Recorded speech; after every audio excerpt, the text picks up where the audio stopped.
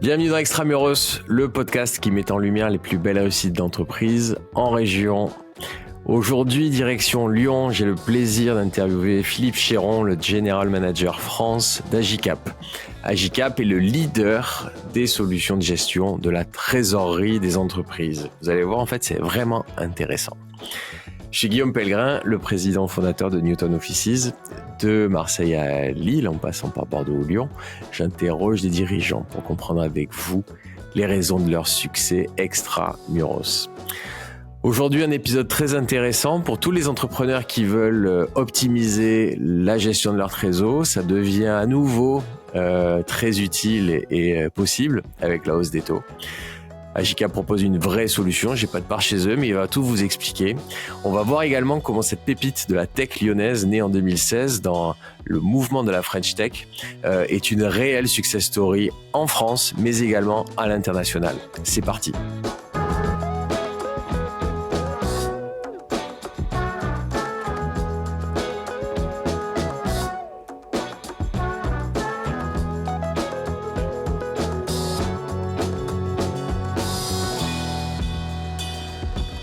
Bonjour Philippe.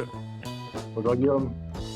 Très content de t'avoir sur ce podcast Extramuros. Je crois qu'on a peut-être battu le record de planification pour trouver un créneau qui nous convienne. Mais on est ravis. Je félicite les équipes d'avoir réussi à trouver un créneau. Vous faisiez partie vraiment des toutes premières sociétés qu'on voulait avoir sur le podcast.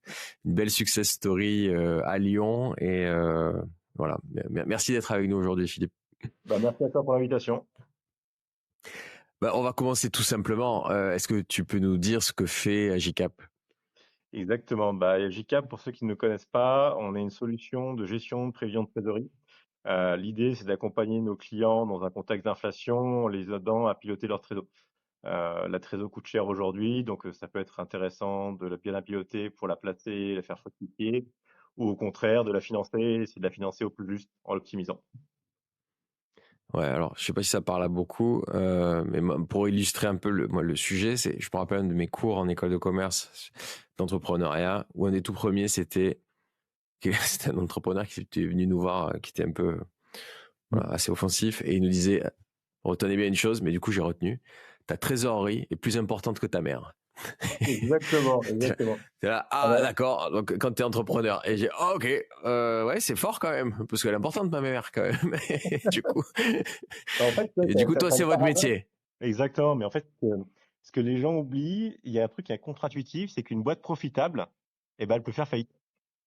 C'est con, hein. Mais en fait, si tu es mauvais sur tes décalages de trésor, en fait, tu peux te planter alors que ton business model est intrinsèquement positif. Voilà, ouais. D'où l'importance Et de des la maman. paiements. C'est ça, ouais, et d'Agicap du coup, voilà. Exactement. Et un peu plus concrètement, comment ça marche quand on a la solution Agicap ? En gros, on a une techno où on va se connecter aux banques. Donc, on va pouvoir récupérer en fait ta position bancaire à l'instant T. On va pouvoir se connecter aussi aux outils comptables de nos clients. L'idée, c'est de pouvoir récupérer toutes les factures engagées et donc de pouvoir projeter la trésorerie en fonction de ce qui a déjà été engagé en termes de factures clients, factures fournisseurs. D'accord? Donc, ça donne un premier le trésor. Et ensuite, on va récupérer le prévisionnel PNL, d'accord? Et ça, on va le transformer en un prévisionnel trésor, en affectant des délais de paiement, etc. Et là, on a une première version d'un prévisionnel. Et sur cette base-là, on peut commencer à faire des choses, à voir si on a des excédents de trésor, pendant combien de temps. Et donc, du coup, est-ce qu'on peut le placer? Aujourd'hui, tu as des intérêts qui sont assez sympas. Un compte à terme, c'est de l'ordre de 10%. Et donc, 1 million d'euros, ça peut te ramener 40 000 balles si tu le places assez bien. Ouais. Donc il faut l'accès aux banques, il faut l'accès à un logiciel compta, mais ça veut donc dire que la boîte elle en a déjà un en interne ou tu peux te connecter chez le comptable externe si c'est externalisé cette Ça partie-là. dépend en fait un peu la taille d'entreprise. Nous, globalement, on travaille avec des entreprises, alors on travaille avec des startups qui font zéro de chiffre d'affaires, puisqu'on verra un peu plus tard, le cash est quand même relativement important quand tu es un entrepreneur et que tu commences t'as ton capital de départ et tu vois comment tu le consommes.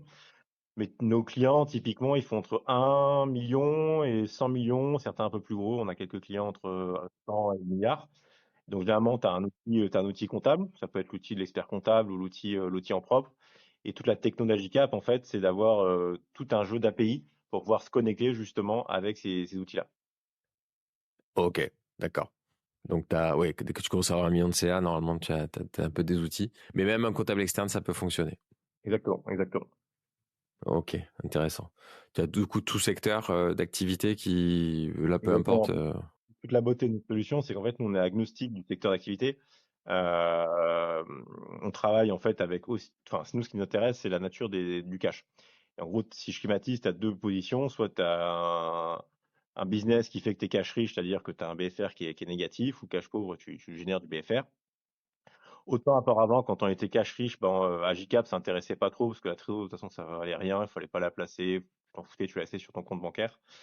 Autant dans le contexte actuel, ça a de l'intérêt. Donc on travaille aussi bien avec les deux populations, cash riche pour aider à placer et cash un peu plus en difficulté pour aider justement à optimiser, dimensionner leur BFR et le financer au plus vite. Alors, je pense qu'on a une audience qui comprend à peu près, mais quand même, je vais expliquer. Soit tu as des business type les Carrefour ou enfin, qui se font payer avant même d'avoir payé eux-mêmes leurs fournisseurs, donc qui ont naturellement de la trésor du fait de leur activité. Et à l'inverse, tu as les gens un peu plus classiques qui achètent des choses, du coup ponctionnent potentiellement leur trésorerie avant de pouvoir vendre un produit. C'est ce que du coup tu appelles les cash pauvres. Et ce contexte inédit qu'on a connu, qui avait des avantages et des inconvénients, mais où les taux étaient à zéro, faisait que, en tout cas, un des inconvénients, c'est que ta trésor, bah, tu pouvais pas la placer, t'en rapportais que dalle. Donc, c'est vrai qu'on a un peu oublié. Enfin, moi, j'en suis, je peux témoigner, on a un peu oublié ces réflexes d'optimiser ce que je faisais quand les taux étaient un peu plus élevés. Ta trésor, pour éviter que ça dorme, même si c'était rémunéré à pas grand chose. Mais là, ça revient, quoi. Ça y est, maintenant que Ouais. les taux sont à peu près à 3, Et là, selon tes. tu as cité un exemple qui est assez sympa, c'est effectivement Carrefour. En fait, Carrefour, quand dans les années 90-2000, quand il y avait une inflation assez importante, en fait, tout le business model de Carrefour, c'était sur la vente des produits, c'est de faire zéro de marge. En fait, ils cherchaient pas à faire de la marge sur les produits, c'était très agressif sur les prix. Ils cherchaient juste limite à vendre à prix coûtant. Mais tout le bénéfice de Carrefour était sur son résultat financier. Parce que comme tu l'as dit, en fait, ils encaissaient d'abord et décaissaient ensuite leurs fournisseurs. Donc, ils avaient des centaines de millions d'euros disponibles qu'ils plaçaient. Et c'est ça qui faisait le résultat financier de la boîte. Et in fine, le résultat de Carrefour, c'était le résultat financier. Il n'y avait pas de résultat d'exploitation. Ouais, ouais. Ouais, ouais, je me rappelais, j'ai quelques souvenirs d'école, du coup, ça va. C'était le bon Ouais, je me exemple, du rappelle coup. bien, c'est bien, ouais, ça va.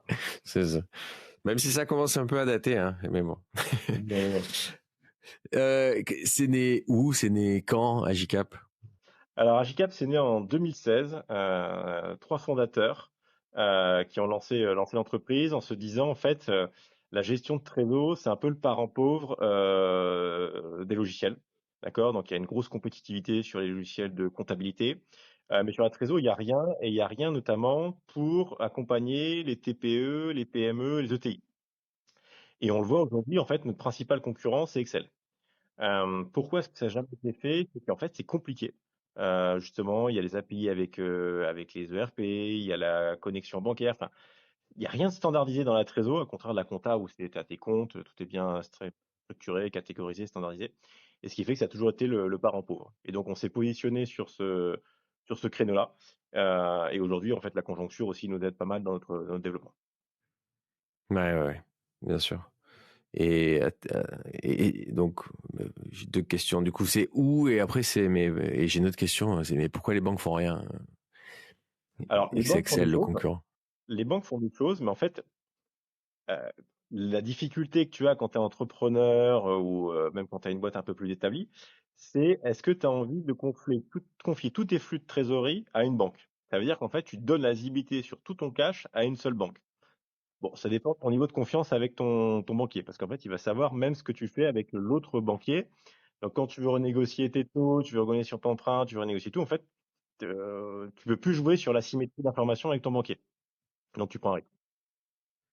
Ils ont même pas essayé de jouer quand même, j'ai l'impression. C'est une bonne réponse, mais j'ai l'impression qu'ils Non, ont il y a même des pas trucs, essayé. il y a des trucs, il y a des trucs, Ouais. mais enfin déjà la techno est quand même pas, elle est pas évidente à faire. Nous, point de vue tech, produit, on a une centaine de personnes qui bossent dessus, donc c'est un gros investissement. En termes d'agilité, et on a, enfin, voilà, on a des équipes qui sont assez capées, et donc ça correspond bien à un modèle de startup. Il faut aller très vite. Sur des modèles plus corporate, c'est plus compliqué à mettre en place. Mm, mm. Après, moi, je vois, nous, dans le développement de Newton, finalement, on a mis un système en place au travers de la société qui s'appelle Witco, qui passe par Stripe, qui est un collecteur de flux de paiement. Donc j'ai découvert tout ça parce que moi j'avais pas d'appétence particulière pour le sujet. Je sais pas dire, j'en ai pas beaucoup plus aujourd'hui, mais là aussi on s'est rendu compte que Stripe existait parce que les banques aussi nous n'arrivaient pas à nous proposer cet agrégat qui est que d'un côté il y a des paiements en CB, de l'autre il y a des virements, de l'autre il y a des prélèvements et ils te font ils te rassemblent les flux et ça arrive chez toi avec un peu de visibilité quoi. Exactement, tu vois, ça m'en fait tomber mon téléphone. Ton téléphone, ouais, petit accident de téléphone. Et là aussi, les banques, enfin Stripe, voilà, il y a des opérateurs comme ça, des solutions comme ça qui existent, euh, un peu du fait des limites de ce que proposent les banques aujourd'hui. Exactement, exactement. Nous, l'idée, c'est vraiment que, tu vois, on s'inscrit dans cet écosystème-là.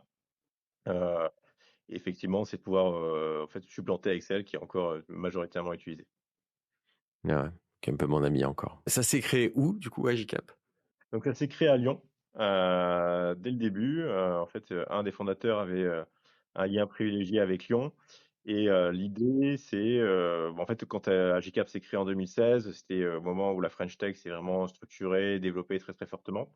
Et en fait, je pense que le choix assez judicieux des fondateurs, c'est de se dire, en fait, il y aura une grosse concurrence des startups sur Lyon, sur Paris. Et donc, faut être clivant. Et on va se mettre à Lyon. Comme ça, déjà, il y aura moins de concurrence, donc on va moins se bagarrer avec 20 à 25 concurrents pour recruter des talents, parce que c'est une guerre de talents, hein, ce qu'on est en train de vivre.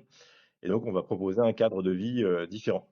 Et c'est vrai que Lyon, pour avoir fait aussi le transfert de Paris vers Lyon, on est plutôt sur un endroit assez sympa.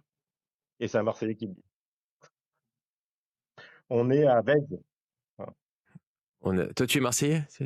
Moi, je suis Marseillais à la base. J'ai fait mon lycée, ma prépa à Marseille. Ensuite, classique pour les écoles, je suis monté sur Paris. Je suis resté, je ne sais pas combien de temps, on va pas dire, mais assez longtemps sur Paris. Et le classique, il y a quelques années, Covid, confiné à quatre dans un appartement de taille correcte pour Paris, mais dans l'absolu assez petit. Et on s'est dit, mais en fait, on est trop bête, vraiment trop bête. Il faut qu'on bénéficie un peu de notre qualité de vie et où regarder. Et le regard s'est posé sur Lyon, hein. On n'a pas été très originaux, mais Lyon avait des qualités assez sympas. Ah bah ouais, je savais pas qu'on avait des parcours aussi similaires. Du coup, tu étais, ouais, ouais, ok, ça marche. Tu... Lycée à Enfin, c'est Marseille, LinkedIn, ça je va. vois. Ouais, ouais, petit LinkedIn, là, ça va. Bah, tu peux le dire, non, où tu étais, ouais. C'est pas... Pour les Pardon? Marseillais qui connaissent. Tu peux dire, ouais, que tu étais, Ah, bah, je sais pas si l'IPTR, oui, grande Ouais, fierté, ouais, l'IPTR à Marseille, beau ouais, lycée. très bon J'ai lycée historique exactement, à j'ai beaucoup Marseille. aimé, des profs talentueux. Hmm. Et puis voilà. Ok, super. Ouais, Lyon qui a un peu l'avantage de la grande ville, sans les inconvénients de Paris. Le seul truc qui manque, c'est peut-être la mer, mais on En fait, ce a, qui est bien de Lyon, c'est un c'est qu'il super mix, quoi. peut. Exactement. En fait, alors ce que j'aime bien dire pour provoquer les Lyonnais, c'est que Lyon, c'est une très belle ville pour en partir. C'est-à-dire que c'est un mot que j'adore. En gros, Lyon, c'est déjà en soi, c'est pas mal, hein. Ça, je dis pas aux Lyonnais que c'est pas mal parce qu'ils sont tellement fiers de leur ville que ça les valorise trop. Mais au-delà de la blague, Lyon est à 2 heures des pistes de ski, 2 heures de Marseille, donc déjà ça c'est bien, et 2 heures de Paris.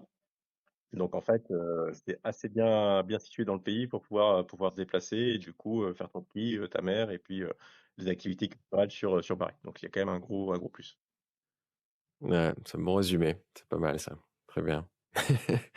Non, et puis, on le voit aussi, un tissu économique hyper costaud, ce qui fait que on en parle souvent sur le podcast ou ailleurs, mais quand tu débarques en couple et en famille, t'as énormément d'avantages pour que les deux aient un job, pour que les enfants aient des super écoles. Donc c'est un Et en bon fait, environnement.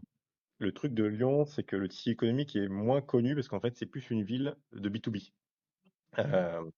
En fait, tu as des très belles PME, ETI, purement B2B. Enfin, moi, je pense à Visiative, Thermador, etc., qui sont complètement inconnus du grand public. Donc, spontanément, on ne les connaît pas.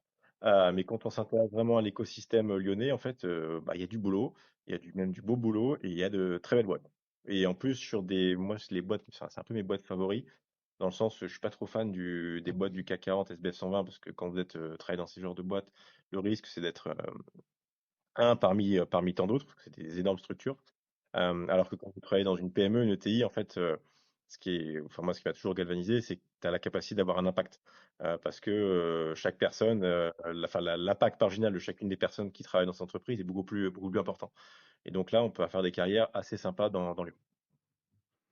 Ouais, j'ai écouté récemment le spécialiste des ETI chez KPMG, Georges-Marie Giano, qui est à Marseille également, et qui comparent pas vraiment la France à l'Allemagne, puisqu'il y a toujours un peu ce complexe de dire il y a un business familial de TI incroyable en Allemagne, mais ils comparaient tout simplement aussi avec l'Italie et montraient que il y a plus de TI en Italie qu'en France.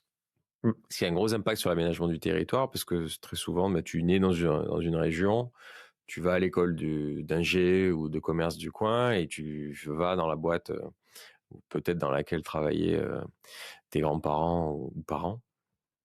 Et ça faisait peut-être pas rêver il y a quelques années, mais je trouve que ce modèle revient d'ancrage, de racines et de qualité de vie à la fin quand même. C'est un bon point que tu soulèves. Tu vois, nous, un moyen pour identifier des talents, en fait, c'est tout simplement sur LinkedIn, on va regarder où ils ont fait leur lycée. Donc on regarde les belles écoles parisiennes, on regarde quel lycée ils ont fait, on voit s'ils ont des attaches avec Lyon et du coup on appelle. Et là, quand tu leur dis voilà, j'ai une belle proposition à vous faire sur Lyon, j'étais à JCAP, potentiellement un retour dans votre tissu familial, bon, en fait, tu as 75% des gens qui sont très intéressés. Parce qu'en fait, la vie parisienne, bah, elle est quand même assez éprouvante. Et donc là, tu as une proposition de valeur qui est vraiment, vraiment cool à mettre sur la table. On vient de mesurer ça avec un observatoire qu'on a fait Codoxa, KPMG et Stan, donc New Newton Offices. On a interviewé des chefs d'entreprise et des salariés, en leur demandant voilà les 12 grandes métropoles, est-ce que vous les trouvez attractives ou pas, est-ce que vous seriez prêt à bouger. Donc dans le trois quarts des cas, à trois quarts, c'est oui, on serait prêt à bouger dans ces villes-là. Et la moitié à peu près te dit à condition de boulot équivalent. Mm. Donc on a réussi à mettre un peu des chiffres sur ce qu'on percevait de façon assez claire depuis les confinements. Mm. Ce que tu illustres du coup toi-même. Exactement. Bah là aussi, tu vois, nous, on vient d'ouvrir alors c'est tout nouveau, alors on l'a ouvert la semaine dernière, notre bureau à Annecy. On avait des collaborateurs qui vivaient à Annecy, qui s'y plaisaient bien. Et donc, en fait, on s'est dit aussi, pareil, il y a un vivier de talents à récupérer. Et là, tu as en plus, enfin, Annecy, pour ceux qui connaissent, c'est juste incroyable hein, comme lieu entre le lac, la mer, enfin le lac et les montagnes, pardon. C'est un cadre qui est juste incroyable. Et nous, en plus, ça nous permet d'attirer des talents qui ont des appétences sportives. Il y a des grands sportifs qui vivent à Annecy.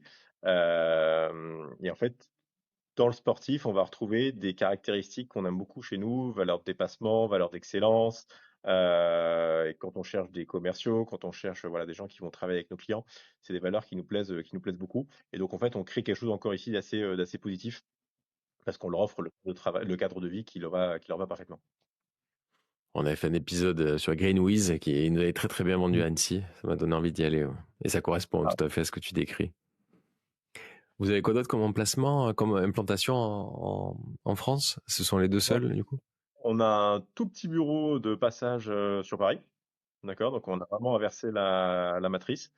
Et sinon, c'est Lyon et Annecy. Et on a ouvert, alors c'est pas en France, mais on a ouvert à Lisbonne aussi un bureau qui est une succursale de la France. Là, l'idée, c'est de pouvoir proposer notamment à des jeunes sortis d'école qui cherchent une première opportunité à l'international. Et donc, on a ouvert ce bureau-là pour fitter avec ce besoin.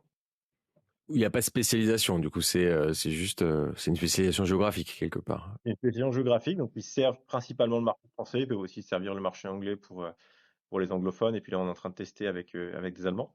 Mais c'est à 90-95% des Français qui bossent pour le marché français. Et là, on est tout métier. Alors, il y a une dominante sales, mais il y a aussi une dominante ce qu'on appelle customer success, en langage startup, c'est-à-dire des gens qui aident nos clients à faire fonctionner Handicap. Et ça, on a une dynamique incroyable dans ce bureau. Moi, j'aime beaucoup y aller parce qu'il y a un dynamisme vraiment très, très sympa. Ouais. Et, la vie- et là, on l'a ouvert en mars, et aujourd'hui, on doit être proche de la quarantaine. Je crois, il faut que je check, mais on doit être à 40 personnes. Donc ça cartonne assez bien, la proposition de valeur est assez bien perçue. Ouais. Au total, il y a combien de salariés chez Agicap? Chez Avicap, au niveau du groupe, donc on est dans 11 pays, on est à peu près 550. Et en France, on est sur l'entité commerciale France, on est 140. Ouais, bravo, belle croissance. C'est assez rare d'avoir autant de pays aussi vite pour une boîte française née à Lyon. Comment vous l'expliquez ça? En fait, on explique par, je pense, deux choses. Un, il y a l'universalité du sujet qu'on traite. C'est-à-dire que autant la compta est standardisée, mais elle est standardisée par pays. Donc en fait, le coût d'entrée de se développer dans différents pays est assez élevé. Autant le cas, bah, l'inconvénient, c'est qu'il n'y a rien de standardisé, mais du coup, c'est pareil dans tous les pays. Donc en fait, la difficulté technique est la même dans tous les pays, premier sujet. Deuxième sujet, le besoin est le même dans tous les pays. Les situations de business est le même. C'est-à-dire qu'il n'y a pas un acteur qui serait très fort en Allemagne. Non, dans tous les pays, notre principal concurrent, c'est Excel. Donc ça, c'est un peu les conditions de marché. Et je pense, bah, nos fondateurs, ils ont eu la clairvoyance très tôt de se dire, il faut qu'on se force à sortir de notre tropisme français et d'aller chercher la croissance à l'international. Alors, je ne vais pas dire de bêtises, mais je crois que l'Allemagne a été ouverte au bout de 3 ans d'Agicap, ensuite l'Italie. Donc très rapidement, en fait, dans l'histoire d'Agicap, il y a eu l'ouverture de ces différents pays. C'est quelque chose qu'on continue à faire. C'est vraiment quelque chose d'assez fort dans notre ADN. Vous êtes qu'en Europe? On commence à regarder plus que sérieusement les US. On a le premier client au bureau. Pour l'instant, on le sert depuis la France. Mais si ça prend temps, bah, l'idée, c'est d'aller un peu plus loin et d'aller ouvrir un bureau là-bas. Super. Et le nom Agicap, du coup, tu connais l'origine Alors, et... c'est la première question que j'ai posée en entretien. Ça a beaucoup fait sourire Sébastien Bélier, le fondateur. Agica, ça veut dire agir sur le cap. L'idée, c'est de dire que la trésor influe. Moi, je pense que c'est surtout que ça a commencé par A et ça permet d'être assez bien référencé dans les annuaires. Mais la légende dit que c'est pour agir sur le cap. D'accord. Et à l'étranger, ça passe, quoi. Et à l'étranger, ouais, ça passe. En Allemagne, ça fait Agigap. Bon, je parle l'oreille allemande, je ne sais pas dire si c'est bien ou pas, mais ça passe relativement bien, ouais. Ok. Et parce qu'il y a pas de, c'est à chaque fois une arrivée avec Agicap. Il n'y a pas de rachat d'une marque Non, on existante, d'une est, solution on est en full croissance interne. organique. Ouais. Ouais, organique. En fait, la conviction, c'est que notre produit est différenciant, que en fait, quand tu rachètes, bah, potentiellement, tu te prends le legacy d'un outil qui n'a pas été maintenu, il faut faire des interfaces, etc. Donc, nous, on préfère mettre toute notre énergie sur la croissance organique, et c'est déjà un bon boulot. Vous, a- vous a- comment vous arrivez d'un tel pays plutôt qu'un autre? Bon, en C'est fait, les clients qui vous y amènent? alors, il y a les deux. En fait, des fois, il y a un peu, comment dire, de l'opportunisme, dans le sens où bah, tu n'as qu'à marcher, puis il y a des effets d'aubaine qui font que tu vois, tu vas commencer à taper des boîtes francophones qui sont en Allemagne. Bon, ça arrive. Euh, et puis après, tout simplement, on a fait un peu des études aussi de taille du marché. Et tu le mentionnes, en fait, tu vois, c'est intéressant, c'est qu'en France, on a une structure du PIB qui fait qu'on a énormément de valeur qui est concentrée sur le SBF 120, le CAC 40, ces fameuses PME, ETI qui nous manquent un peu. Donc même si on en a beaucoup et de très belles, on en manque un peu. Et quand tu compares, en fait, l'Allemagne, c'est un marché qui est techniquement 3 fois plus gros que la France pour nous. L'Italie, c'est 30% plus gros que la France. La Belgique plus le Benelux, c'est 30% de la taille du marché français. Donc en fait, on a des belles perspectives effectivement à l'échelle européenne. Vous constatez des particularismes nationaux sur. Ouais, ouais, ouais. Moi, je le vois. Tu vois, quand je discute avec mon homologue allemand, en Allemagne, tu as une plus grosse culture cash. Ça, c'est vraiment dans leur ADN. Et il y a, bon, déjà, il y a exactement. Mais tu as encore la haine de l'inflation qui est extrêmement, extrêmement forte. Enfin, c'est vraiment quelque chose qui a marqué la culture et enfin, et là, ce qui se passe en ce moment, c'est une source d'angoisse pour eux. Donc, ils gèrent de très près leur trésor et la maîtrise de l'inflation, c'est un très gros sujet. En France, tu as moins une culture de la trésor. Tu as une grosse culture de la compta. Et en fait, ça vient aussi du fait que, tu vois, quand tu es entrepreneur, tous les documents un peu légaux, tout ce que va te demander ton expert comptable, par définition, c'est relatif à la comptabilité. Et en fait, tu n'as pas de documents enfin, obligatoires relatifs à la trésor. Donc déjà, tu n'as pas, enfin, t'as pas de nécessité légale de le faire. Et tu n'as pas de cette culture-là dans les écoles de commerce et autres. C'est très faible. Tu vois, moi, j'aime bien demander quelle différence vous faites entre la compta et la trésor et pas toujours trivial les réponses. Et donc nous, tu vois, on passe pas mal de temps à la formation des gens qui nous rejoignent.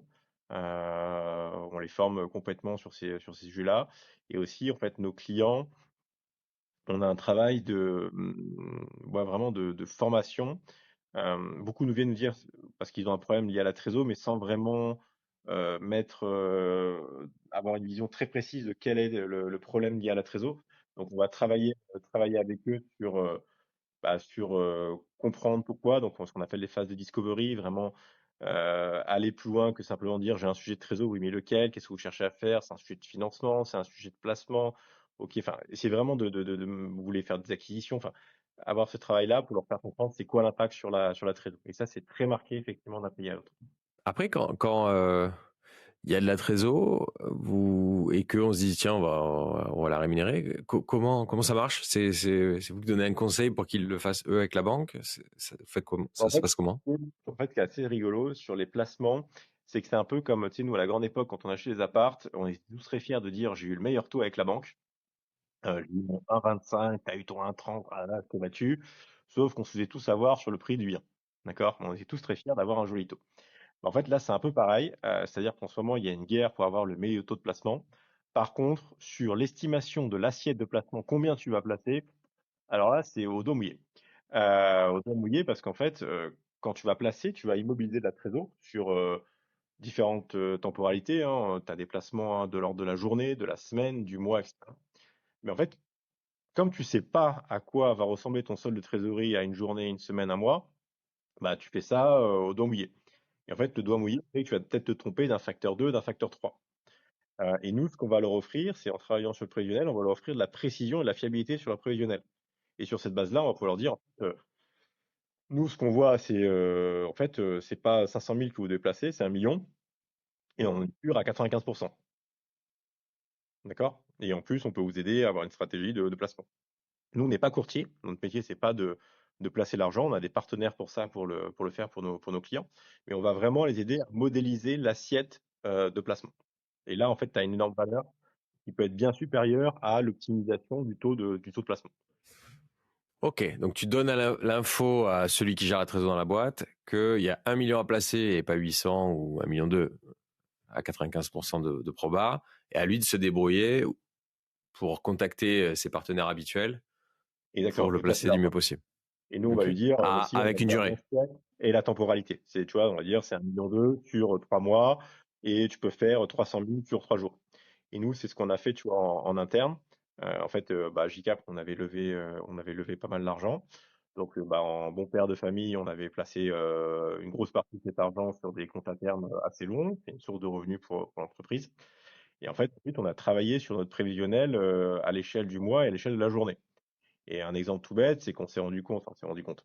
Comme toute entreprise, on encaisse tout le long du mois. Et en fait, nos plus gros décaissements, bizarrement, ils ont lieu vers le 27.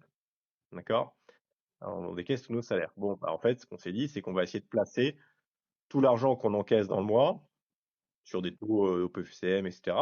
Et on va le récupérer la veille du décaissement. Comme ça, on maximise le décaissement. Pas mal. Très bon petit conseil. Merci. Je conseille à faire à tous les entrepreneurs. C'est quelque chose de assez facile et il y a beaucoup d'argent à se faire. Et ouais. Tu as parlé de levée de fonds. C'est ça. quelles ont été les étapes depuis 2016? Nous, on a fait plusieurs levées de fonds. Donc, on a 3 fonds au capital. On a Greenox, Blackfin et Partech. Au total, on avait à peu près 100 millions, 100 millions de dollars. Et l'idée maintenant, c'est on travaille sur la base de ce capital-là pour faire fonctionner l'entreprise. Avec le changement de paradigme qu'il y a pu avoir, hein, comme beaucoup l'ont noté, argent gratuit, croissance illimitée à any cost. Et maintenant, croissance rentable, toujours élevée mais rentable. Tu conseillerais quoi à un entrepreneur qui a trouvé un business rentable pour s'équiper en outils? J'entends que ce sera peut-être pas Excel, même s'il faudra qu'il l'ait probablement. Mais Alors, pour que tous ces sujets-là soient environnés, évidemment, prendre un GCAP. Et qu'est-ce qu'on met autour pour être bien aidé? alors, moi, ce que j'aime bien, alors j'ai pas d'action chez eux, mais il y a un système applicatif que j'apprécie particulièrement, c'est Odoo. C'est un éditeur belge qui, en fait, a toute une solution à la fois de RP et de CRM qui est assez bien foutue et donc pour commencer, qui en plus a des prix assez intéressants, qui est plutôt pas mal. Facile à mettre en œuvre. Pour moi, c'est un truc que je recommande quand on commence from scratch. Ok. Alors, écoute, on va avoir un grand désaccord. Ah, c'est Ça sur s'est Odoo? très mal passé. Ah ben, alors, j'ai tout arrêté. Ah Ça ouais? s'est très très mal passé. Ah ouais, ouais. Bah, Ah, faudra c'était que tu pas me donnes le vraiment nom avec de eux en direct. l'intégrateur alors. Ah bah ouais, faudra qu'on le trouve. J'ai une capacité à oublier des trucs qui m'agacent, donc ça j'ai oublié. D'accord. Mais alors vraiment, cata. Ah ouais? Ah Ouais, mince. cata. Ils te vendent, enfin moi, me faire vendre des heures de dev et ne pas pas me proposer un résultat, déjà ça me tend. Et je viens pas de là, quoi. Et donc, on a tout arrêté. On a tout arrêté. Ah mince. Du coup, vous êtes passé sur quoi maintenant? Écoute, nous, on a pris une somme d'outils SaaS qui marchent bien. Sur le CRM, on a HubSpot qui est Ok. devenu très important dans le système. Sur la facturation, on est passé par cet outil français qui s'appelle Witco, qui est aussi, enfin, voilà, qui est euh, connecté à Stripe. On a le site internet à côté, mais au début, avec Odoo, on voulait avoir un peu tout ça, là, Oui. tout intégré. Et on a saucissonné en prenant des trucs plug and play à peu près, là, avec, qu'il fallait très peu bricoler. Ouais, qui fit avec ton business. Ok, donc clair. Ouais. Ok. Et un conto, du coup, c'est complémentaire de votre solution? Quanto, c'est complémentaire de notre solution. Quanto va plutôt s'adresser aux TPE pour moi. C'est vraiment sur ce segment-là, je pense qu'ils ont une proposition de valeur qui est vraiment très sympa. Moi, je les vois plutôt sur un format TPE. Peut-être moins sur la PME et nettement moins sur le TI. Mhm. Ok. Intéressant. Très bien. Qu'est-ce que je t'ai pas posé comme question sur un GCAP? Tu avais Non, envie je pense qu'on a d'évoquer fait, sur le podcast. on a fait le tour pour moi. Non, écoute, je pense qu'on a fait une bonne échange déjà. Ça fait un bon tour. On n'en vient pas. Toi, du coup, donc le Paris, voilà, le Marseillais à Paris qui est revenu à Lyon et du coup, tu t'échappes beaucoup de Lyon, c'est ça? pour, pour trouver ton équilibre. Déjà, d'un point de vue footballistique, à chaque étape du voyage, je perds.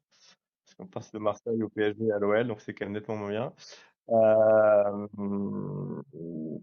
non, écoute, oui, effectivement, c'est quand même assez sympa. Moi, j'ai la chance en plus d'avoir une famille assez forte sur Lyon, donc c'est un grand privilège.